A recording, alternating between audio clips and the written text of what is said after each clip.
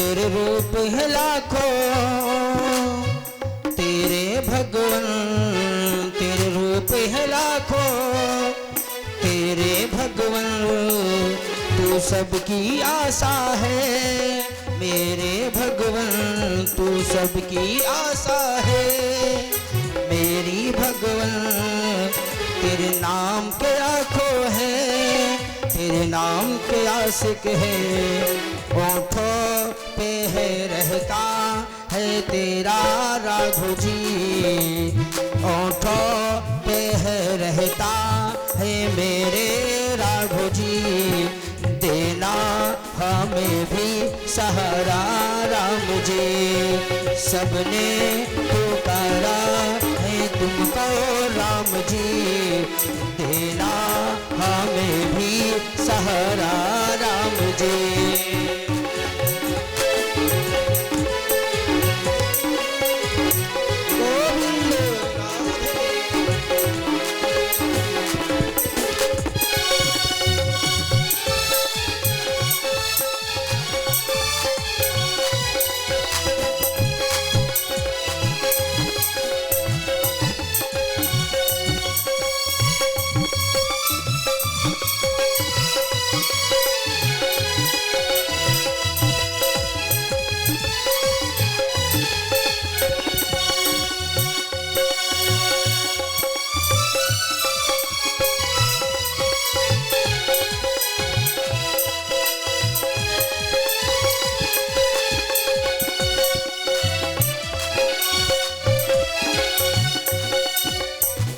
बोली भागवत भगवान की जय।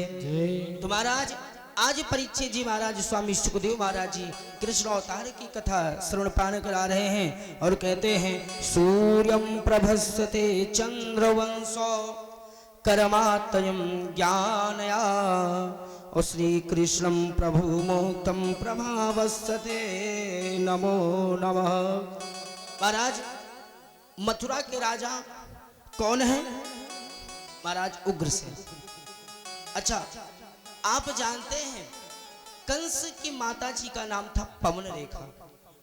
तो पवन रेखा की कथा में महाराज जी कहते हैं कि महाराज ये बताइए जो ये पवन रेखा थी तो ये अपने बेटे का नाम कंस क्यों रख दिया?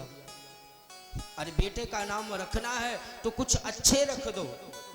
अब नाम रख दो बेटे का दुखी, बेचारे जिंदगी में ना हो सुखी, तो ये कोई नाम नहीं है, नाम अच्छे रखना चाहिए। तो अब इधर एक दिन की बात है, पवन रेखा माता अपने सखियों को बुलाती है। तो गर्मसतम करभानामस्ते देवकम प्रभानयाम श्रोतावधम कृष्ण प्रभानाम गर्भावस्ते। तो महाराज उग्रसेन राजा मथुरा के राजा है, उनकी पत्नी पवन रेखा। अच्छा, ये कौन है? बाहुकम पुत्रम कौरवा नमस्ते। तो पवन रेखा के चरित्र में चलते हैं। एक दिन पवन रेखा अपने सखियों को लिया साथ में और कहा आज हम लोग चलते हैं वन में घूमने।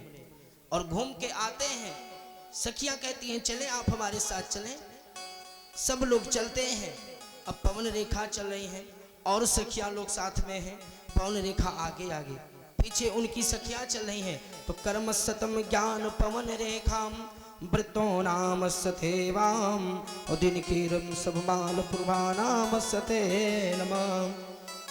तो महाराज पवन रेखा अपने पति से झूठ बोला, कहा स्वामी मैं बस घूमने के लिए जा रहा हूँ पड़ोस के यहाँ, लेकिन पड़ोस के यहाँ सखिया के साथ वन में गए और अपने पति से झूठ बोल दी कि मैं घर के बगल में लोग के यहाँ जा रही हूँ।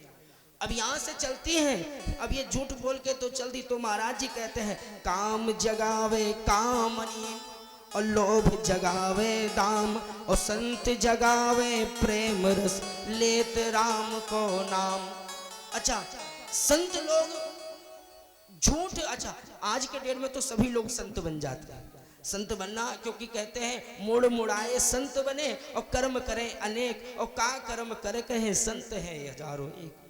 तो संत तो सभी लोग बन जाते हैं, लेकिन सदा सदा के पूज्य संत वही होता है जिसके अंदर गुण हो, वरना अच्छा आप जानते हैं साधु और पंडित में क्या अंतर है? अच्छा साधु क्या होता है? साधु को किसी से मतलब नहीं है, हेलो, न परिवार से, ना मित्र से, ना भाई से, ना माता पिता से, क्योंकि साधुम प्रवसतम त्याग वस्त्या। तो साधु अगर हमने साधु रूप धारण कर लिया तो मुझे किसी से नहीं। और अगर आप गृहस्थी पालक हैं तो गृहस्थी पालक तो आप साधु नहीं बन सकते हैं। तो इसलिए आज पवन रेखा का क्या हुआ, उल्टा काम कर दिया। अब ये यहाँ से सखियों के साथ में चलती हैं, सखिया लोग वन में पहुंची तो खेलने में व्यस्त हो गई। इतने में पवन रेखा जंगल में घूमने लगी तो कर्मस्तम प्रभानाम वत्तते। पवन रेखा वन में घूम रही है, एक काल नेमी राक्षस आया और वो पवन रेखा को देखकर मुग्ध हो गया, तो उसने अपने रूप को बदल लिया। और जब रूप को बदला तब पवन रेखा के पास में आया और कहा देवी आप कौन हो? कहा मैं मथुरा की रानी। कहा मैं बहुत बड़ा ज्ञानी पुरुष हूं और मैं आपको आशीर्वाद देना चाहता हूं, और आप उस आशीर्वाद से आपके उधर से जो संतान होगा वो तीनों लोक में प्रचलित होगा। अब पवन रेखा कहते नहीं है करनी कर्म, अगर करनी आपकी गलत है, कर्म गड़बड़ है, तो चाहे जितना आप कुछ कर रही है, क्योंकि ये कलयुग है और कलयुग में सबसे बड़ी महत्तम है तो किसकी? नाम की। और अगर आपके चरित्र गड़बड़ हो गए तो आप नाम कितना बनेगा तो, लेकिन चरित्र के पीछे दाग लग जाएगा। आप बताइए, जैसे पिनाक से निकली तलवार वापस नहीं होती है, धनुष से निकला बाण नहीं वापस हो सकता, ऐसे मुख से निकली जुबान कभी वापस नहीं हो सकती। अब पवन रेखा को सोचा कि जब इनके आशीर्वाद से मुझे इतना बड़ा शक्तिशाली पुत्र होगा तो क्या बात है।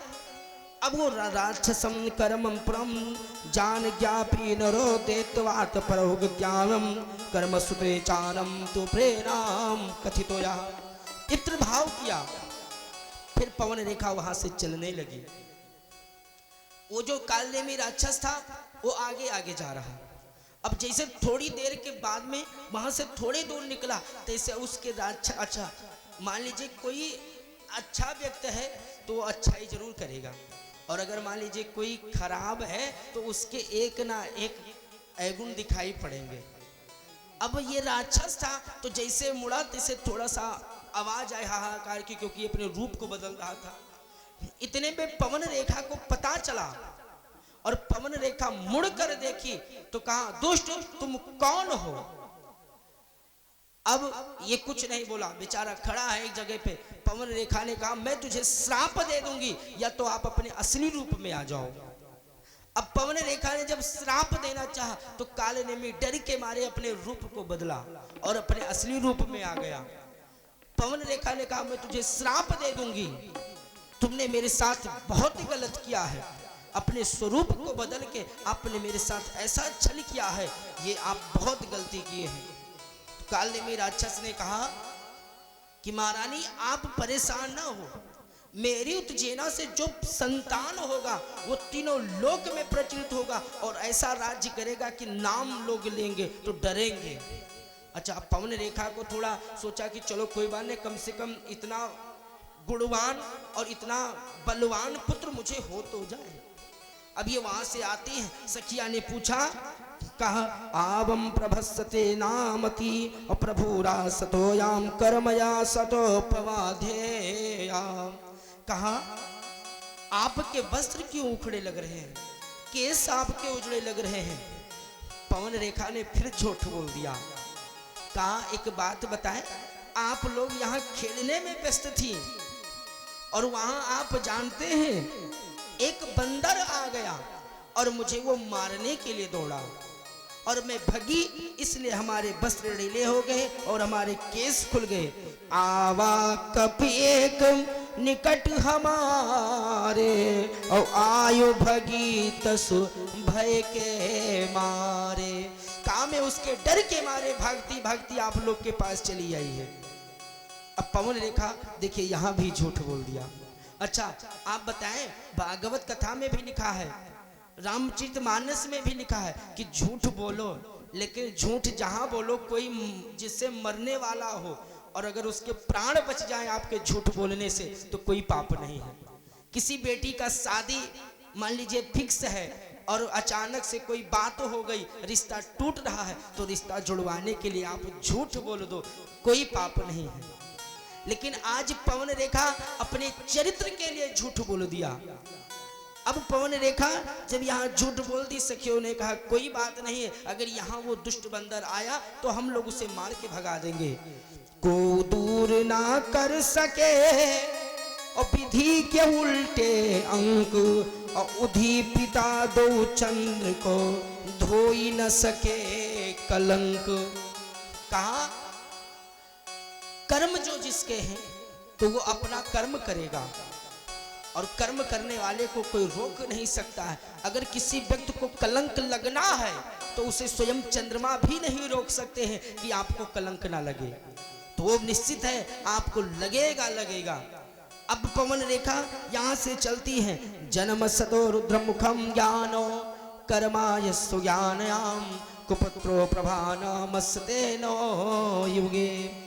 अच्छा आप बताएं, किसी के मान लीजिए चाहत है तो वो जरूर ठाकुर जी प्रकट करते हैं। एक संत भगवान थे, वृंदावन की रसिक कथा है महाराज ब्रज की हमारे, तो संत भगवान थे, संत जी का नाम था माधव दास। तो माधव दास जो संत थे वो नित्य गांव में भिक्षा मांगने जाते थे और एक घर में भिक्षा मांगते थे, जो मिल जाए उसी से अपने जीवन यापन कर लेते थे और फिर चले आते थे। ऐसे चलता गया। एक बुढ़िया अम्मा थी, वो भगवान की बहुत भक्ति करती थी और उनको महाराज एक बेटा था। बेटा धीरे धीरे बड़ा हो गया। अब माता जी रोज मंदिर में जाएं तो भगवान से कहती थी, प्रभु अब आप आशीर्वाद दो, एक सुंदर सी पतोहिया आ जाए और मुझे अब किसी चीज की जरूरत नहीं है। अब रोज रोज भगवान से मांगे तो भगवान ने कहा, जब रोज बुढ़िया अम्मा यही मांग रहे हैं तो ऐसा किया जाए, इनको आज हम आशीर्वाद देते हैं कि इनको लाला हो जाए, वो लाला का विवाह हो जाए। अभी बुढ़िया अम्मा के लाला का विवाह हो गया। समय बीत रहा है, कई दिन बीत गए, कई वर्ष, लेकिन बुढ़िया अम्मा के घर में कोई नाती नहीं हुआ। अच्छा एक बात और बताएं आपसे, जब हम लोग बूढ़े होते हैं तो बुजुर्ग लोगों का एक ख्याल ज़्यादा होता है कि घर में अगर एक पोता होता तो हमारे पास खेलता और उसी में अपना टाइम गुजर जाता, क्योंकि जो बाबा और नाती का प्रेम कुछ अलग होता है, दादी और नाती का प्रेम कुछ अलग होता है। क्योंकि ये लोग आप जानते हैं, जो बालक अपने पिता से अच्छे से बात नहीं कर सकता है वो अपने बाबा से बतिया लेगा, जो अपनी माँ को नहीं कह सकता है वो अपने दादी से मांग लेगा। ये दादी और बाबा जी का प्रेम होता है। आप बताएं, अच्छा अब बुढ़िया अम्मा रोज कहती हैं कि एक बेटा हो जाए, एक नाती हो जाए, रोज रोज कहती हैं, लेकिन संतान नहीं हुआ। बुढ़िया अम्मा को क्रोध आ गया और कहा आज से पूजा बंद, ना किसी को दान, ना किसी को अन्न, ना किसी को भोजन और ना पूजा, सब कुछ बंद कर दिया महाराज। अब ये जब सब कुछ बंद कर दिया तो ठाकुर जी कहते हैं, बताओ बुढ़िया अम्मा ने क्यों ये सब कुछ बंद कर दिया, मेरा पूजन करना। संत माधव दास जी आते हैं और बुढ़िया अम्मा को आवाज लगाई, कहा बुढ़िया अम्मा राम राम। अब बुढ़िया अम्मा कहती हाँ बताओ क्या काम। कह रहे हैं माता जी कुछ नहीं, बस थोड़ा सा भिक्षा चाहिए था, बाकी कुछ नहीं चाहिए। अब तो बुढ़िया अम्मा कहती है एक बात बताएं, सुबहिया सुबहिया हमरे घर मिला रहा, और एक काम और है, हम भिक्षा देना बंद कर दिए हैं। पहले तो हम बहुत लुटावत रहे, लेकिन अब भिक्षा नहीं दे रहे हैं। संत भगवान कहते हैं अरे अम्मा दे दो, कुछ मिल जाए, क्योंकि हम एक ही घर में भिक्षा मांगते हैं, अन्यथा हम भूखे सोएंगे। बुढ़िया अम्मा ने कहा जा रहे हो कि हमको कुछ उठाना पड़े। संत भगवान चले गए। कहा लग रहा है बुढ़िया अम्मा का दिमाग गर्म है। अब चले गए। फिर दूसरे दिन आए, सुबह का समय है। कहा बुढ़िया अम्मा राम राम। कहा आप कौन? कहा कल वाले संत हैं हम। तो कहा फिर आज आप आ गए, क्या चाहिए आपको? हमने एक बार बोल दिया कि हम भिक्षा में कुछ नहीं दे सकते हैं आपको, तो यानी हम कुछ नहीं देंगे। अब संत भगवान कहते हैं बताओ, बुढ़िया अम्मा ने ठान लिया है कि ये कुछ देंगी नहीं, लेकिन मैं भी अपने मन में ठान लेता हूँ कि बुढ़िया के घर से कुछ ना कुछ लेके जरूर जाऊंगा। बोले वृंदावन बिहारी लाल की जय। अब बुढ़िया फिर संत भगवान चले गए। दूसरे दिन नहीं आए, उसके अगले दिन आए। फिर आकर के कहा बुढ़िया अम्मा राम राम। कहा फिर आएंगे सुबह में। बुढ़िया अम्मा झाड़ू लगा रही थी और झाड़ू लेकर के दौड़ी। कहा जा रहे हो कि 2-4 लगा दे तब जाइए। संत भगवान बेचारे चले गए। अच्छा नवंबर का महीना है, दीपावली। अच्छा नवंबर में सबसे विकसित त्योहार जो होता है हम लोग के लिए दीपावली। दीपावली का समय। अच्छा एक बात और बताइए, जब दीपावली आता है तो सबसे ज्यादा हम लोग अपने घर के लिए क्या करते हैं? सफाई करते हैं ना। तो बुढ़िया अम्मा, अच्छा पहले मिट्टी का घर हुआ करता था, तो बुढ़िया अम्मा बोतल लेके, एक सूती कपड़ा था और जो वस्त्र वो पहनते थे धोती, वो सूती कॉटन था, तो उससे वो लिपाई कर रही थी। संत भगवान आ गए। कहा बुढ़िया अम्मा राम राम। कहा राम राम। कहा बुढ़िया अम्मा आज धनतेरस का दिन है और आप आज मुझे लौटा रहे ना, आज आप मुझे कुछ जरूर दे दीजिए, क्योंकि कल दीपावली है तो हम भी त्योहार मना ले। और आज 4-5 दिन से आपके घर आ रहे हैं और कुछ आप दे नहीं रहे, और हमने अपने मन में ठाना है कि जब तक आप कुछ देंगी नहीं, जब तक मैं आपका घर छोड़ूंगा नहीं। अब बुढ़िया अम्मा को गुस्सा आ गया और कहा कि अब अगर आप लेना चाहते हो तो यही लाके ले जाओ। बुढ़िया अम्मा वही पोतना उठा करके और संत भगवान के ऊपर फेंक दिया। संत भगवान ने कहा जय हो बुढ़िया अम्मा, कम से कम आपने दिया तो। जन जन के प्रभु प्यारे राम, और हरि की भक्ति जानी। आज संत भगवान कहते हैं बुढ़िया अम्मा कुछ भी हो, लेकिन आपने दिया, आप भगवान के बहुत प्रिय भक्त हैं। संत भगवान उस पुतने को ले जा करके कहा बुढ़िया अम्मा जाओ मैं तुम्हें दे रहा हूं, अगर आपने पुतना दिया है तो सेम इसी से मिलता जुलता आपके घर में भी कुछ हो जाएगा। कहा अगर आपने मुझे पुतना दिया है तो पोता इसके बदले में आपके घर में हो जाएगा। बोले बाके बिहारी लाल की जय। अब संत भगवान आशीर्वाद देके चले गए और जाते हैं गंगा जी में स्नान किया, और गंगा जी में स्नान करने के बाद में उस पुतना को बड़े अच्छे ढंग से धुला और साफ हो गया महाराज। और संत भगवान उसको चीड़ डाले और चीड़ करके फैला के सुखवा लिए और महाराज उसे बाती बनाया। और शाम को जब दीपावली का दिन आया, उस दिन शाम को उस बाती को घी में डुबो करके और दीपक जलाए। और जब दीपक जला, अच्छा एक बात आप गौर करिएगा, जब दीपक जलता है तो जो रोशनी होती है वो कभी सीधे नहीं जलती है, हमेशा ऐसे मतलब हल्का सा वो घूमती रहती है। तो वो चिराग जो संत भगवान ने जलाया, वो भगवान से प्रार्थना करने लगा। का धन्य है सत्पुरुषों का संग, धन्य है सत्पुरुषों का संग, धन्य है सत्पुरुषों का संग, धन्य है सत्पुरुषों का संग, धन्य है सत्पुरुषों का संग, धन्य है सत्पुरुषों का सत्पुरुषों का संग, धन्य है सत्पुरुषों का संग, धन्य है।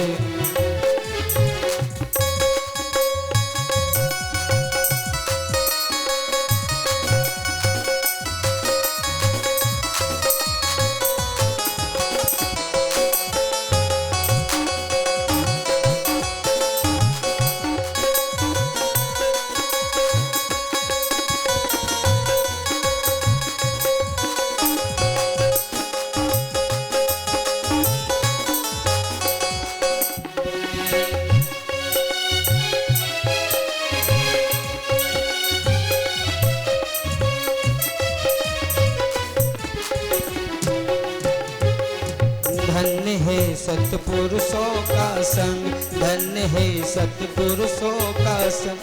जिंदगी से आ गया था तंग, जिंदगी से आ गया था तंग, धन्य है सतपुरुषों का संग, धन्य है सतपुरुषों का संग, धन्य है सतपुरुषों का संग। पुतना कहता है पल भर में, छिन भर में बदल गया जीवन का आज ढंग, और धन्य है सतपुरुषों का संग।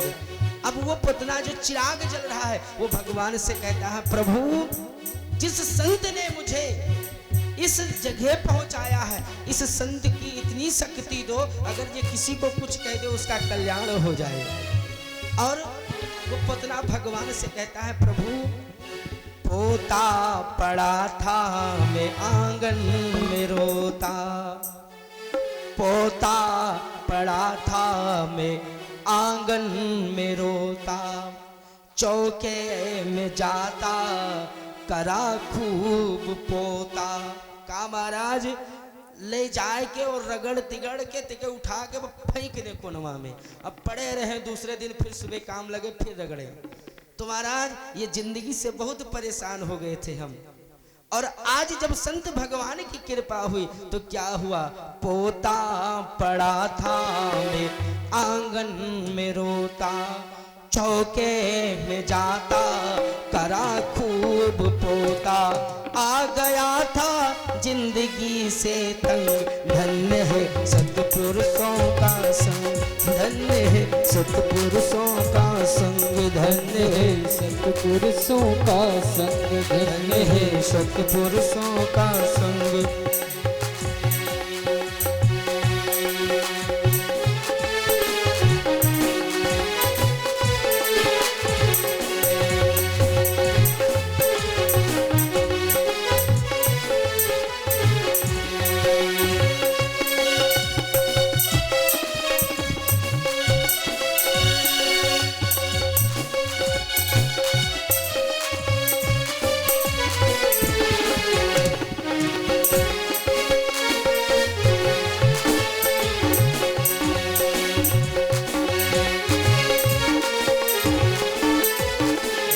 के बिहारी लाल की जय। अच्छा, अब इधर तो पुतना भगवान से प्रार्थना कर लिया और उधर बुढ़िया अम्मा के घर में समय बीता। 10वें महीने का समय आ रहा है, 1 महीना निकल गया, 9वें महीने में एक पोता हो गया घर में। बुढ़िया अम्मा कह रही हैं कि वही संत भगवान की ये कृपा है। अब बुढ़िया अम्मा रो रही हैं कि अगर वो संत भगवान आ जाए तो मैं उनसे क्षमा मांग लूं, क्योंकि मैंने बहुत बड़ी गलती की है, मैंने संत भगवान का अपमान किया है। और ये अपमान संत भगवान ने मुझे बिना कुछ बोले, और उस दिन ने कहा कि अगर आपने मुझे पोता दी, पुतना मारा है तो घर में पोता हो जाएगा। अब रोज संत भगवान के प्रेम में है कि संत भगवान आज आप आ जाओ। आवो हरि हे प्रभु दासा, और इति प्रभु बसन करब सब काजा। का प्रभु सब काम काज छोड़ करके आप हमारे पास आ जाइए, और जो मेरा काम है मैं अपने काम को पूर्ण कर लूं, आपसे क्षमा मांग लूं। संत भगवान कह रहे हैं, बुढ़िया अम्मा आज आप मुझे याद कर रही हैं। बुढ़िया अम्मा भगवान के प्रति में प्रेम कर करके रो रो के बीमार हो गई। आज बुढ़िया अम्मा ने कहा कि मैं भोजन नहीं करूंगी, और ना भोजन करूंगी ना जल ग्रहण करूंगी जब तक मेरे संत भगवान ना आए। संत भगवान ने कहा, बुढ़िया अम्मा आज आपने ठानी लिया, मुझे बुलाकर ही मानेंगे। संत भगवान आते हैं और कहा, माँ क्यों आप ऐसे जिद कर लिए, क्यों रो रही हैं? बुढ़िया अम्मा ने कहा, संत भगवान मुझे क्षमा कर दें, मैंने आपको नहीं समझ सका, और अगर मैं जान सकती कि आप प्रभु हो तो मैं ऐसी गलती करती नहीं। जो गलती मुझसे हुई है तो मुझे क्षमा कर दें। आज बुढ़िया अम्मा प्रभु से क्षमा मांगा और प्रभु ने आशीर्वाद दिया, जुग जुग जिये ललन सो ललनवा, और करनी करम प्रधान के नमवा, संत भगवान कहते हैं बुढ़िया माँ मैं आशीर्वाद दे रहा हूँ सदा सदा के लिए लाला जिए और प्रधान जैसे नाम रोशन करे। बोले वृंदावन बिहारी लाल की जय। तो महाराज हम लोग अवधवासी हैं, अयोध्या के हैं, हम लोग का परम सौभाग्य है और आज आप कथा श्रवण पान कर रहे हैं तो ये ब्रिज में नहीं, समझ लीजिए तीर्थ मर बैठकर कथा श्रवण पान कर रहे हैं, क्योंकि यहाँ पर तो सब कुछ है, गंगा जमुना सरस्वती ज्ञान वैराग धर्म सब कुछ ये कहते तो, क्योंकि भागवत कथा कोई साधारण कथा नहीं है, क्योंकि जन्म जन्मांतर कल्प कल्पांतर के जब पूर्ण उदय होते हैं तब जाकर भागवत कथा सुनने का सौभाग्य मिलता है। आप जानते हैं पूर्वज लोग इससे मोक्ष की प्राप्ति हो जाती है, हमारे पितृ लोग को मोक्ष की प्राप्ति हो जाती है, परिवार में सुख शांति आ जाती है। महाराज अगर हम लोग के कान में 4 शब्द पड़ जाए ठाकुर जी के तो जीवन धन्य हो जाए। सनातन धर्म हमारा, लोग कहते हैं सनातन बहुत पीछे, लेकिन मैं कह रहा हूं कि सनातन हमारा अभी बहुत आगे है। आप देख लीजिए जुट जाते हैं लोग कथाओं में, मंदिर पे आप देख लीजिए भीड़ लगी है, ये सनातन धर्म हमारा है। महाराज जी कहते हैं विश्व गुरु कहलाता भारत, विश्व गुरु कहलाता भारत, राष्ट्र धर्म अब तय हो, सनातन धर्म की जय हो, सनातन धर्म की जय हो, सनातन धर्म की जय हो, सनातन धर्म की जय हो। हाँ विश्व गुरु कहलाता भारत, विश्व गुरु कहलाता भारत, राष्ट्र धर्म अब तय हो, सनातन धर्म की जय हो, सनातन धर्म की जय हो, सनातन धर्म की जय हो, सनातन धर्म की जय हो।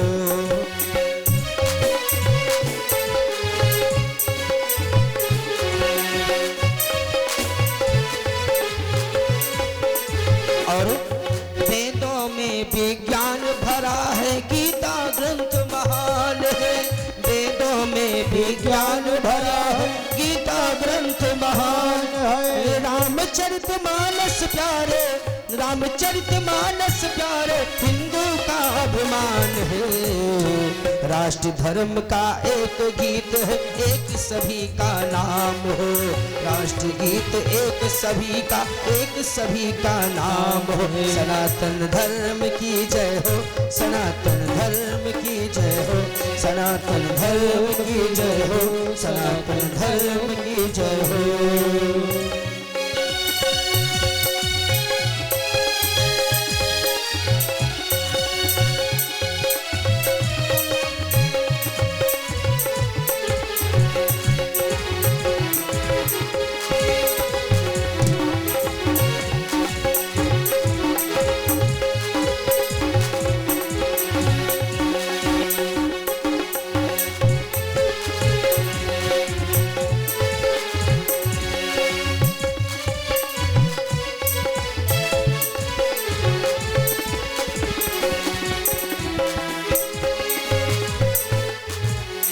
भागवत भगवान की जय, आज के आनंद की जय। महाराज ये राष्ट्र हमारा एक दिन सनातन धर्म बनेगा और हम लोग हिंदूवादी हो जाएंगे। जितना कुमार सिंह जो कुछ है सब हटा करके हम अपने सरनेम का डालेंगे, सनातन धर्म हिंदू हैं हम।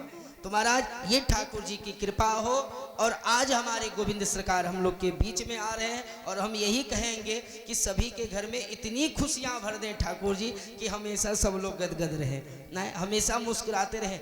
आइए 2 बार हम लोग भगवान का गुणगान करते हैं, फिर हमारे चाचा श्री मुखारविंद से कुछ शब्द बोलेंगे और ज़्यादा समय ना लेते हुए कुछ ही क्षण में ठाकुर जी का जन्म उत्सव मनाएंगे। बधाइया गीत सोहर है और ठाकुर जी की दिव्य झांकी है। उसके बाद में कल गोवर्धन महाराज की कथा चलेगी, गोवर्धन परिक्रमा 56 प्रकार ठाकुर जी के भोग। परसों रुक्मणी जी की शादी है कृष्ण जी की, तो सभी लोग तो कल भी बोले थे आज भी बोले हैं कि परसों शादी में सभी लोग सादर आमंत्रित थे। हमारे डॉक्टर साहब के यहाँ बराती के अगुआकार साहब हैं, सबके सत्कार हम के, सबका सम्मान और सादर सत्कार वेलकम जो कुछ है सब आपको करना है। और हम लोग चलेंगे वहीं नाचेंगे सारी सारी रात कन्हैया तेरी शादी में। और जिन किसी को रुक्मणी जी के विवाह पाँव पूजन करने के लिए जो पात्र या जो कुछ लाना है वो ला सकते, अंग वस्त्र जो कुछ ठाकुर जी ने दिया है, लेकिन जरूर लें शालिग्राम और तुलसी जी का हम लोग विवाह कराएंगे वेद मंत्रों के द्वारा। और झांकी के दिव्य झांकी के लिए रुक्मणी और कृष्ण जी का वरमाला पड़ेगा। और अभी हम लोग थोड़ी देर में ठाकुर जी का जन्म मनाएंगे। तो आइए देखिए, ऐसा लगे कि मान लीजिए ऐसा बोलो जय कि मानो पंडाल में कोई है, तो सभी लोग, अच्छा जो ताली नहीं बजाएगा या नाम नहीं लेगा भगवान के, उसके घर में अगर नाती होगा तो रोने वाला होगा है। तो इसलिए सभी लोग हमारे साथ भाव से गाएंगे, हम सब मिलकर भाव से गाए श्री राधे राधे, हम सब मिलकर भाव से गाए श्री राधे राधे, हम सब मिलकर भाव से गाएं श्री राधे राधे, श्री राधे राधे, श्री राधे राधे, श्री राधे राधे, श्री राधे राधे, श्री राधे राधे, श्री राधे राधे, श्री राधे राधे, श्री राधे राधे। ऐसे नहीं, उठाओ पूरे पूरे हाथ, आओ मिलकर ताली बजाए श्री राधा राधा, आओ मिलकर ताली बजाए श्री राधे राधे, हम सब मिलकर आओ से गाए श्री राधा राधा, हम सब मिलकर भाव से गाए श्री राधा राधा, हमारो धन राधा श्री राधा, श्री राधा हमारो धन राधा श्री राधा, श्री राधा जीवन धन राधा राधा, राधा राधा जीवन धन राधा राधा राधा राधा राधा, हमारो धन राधा श्री राधा, श्री राधा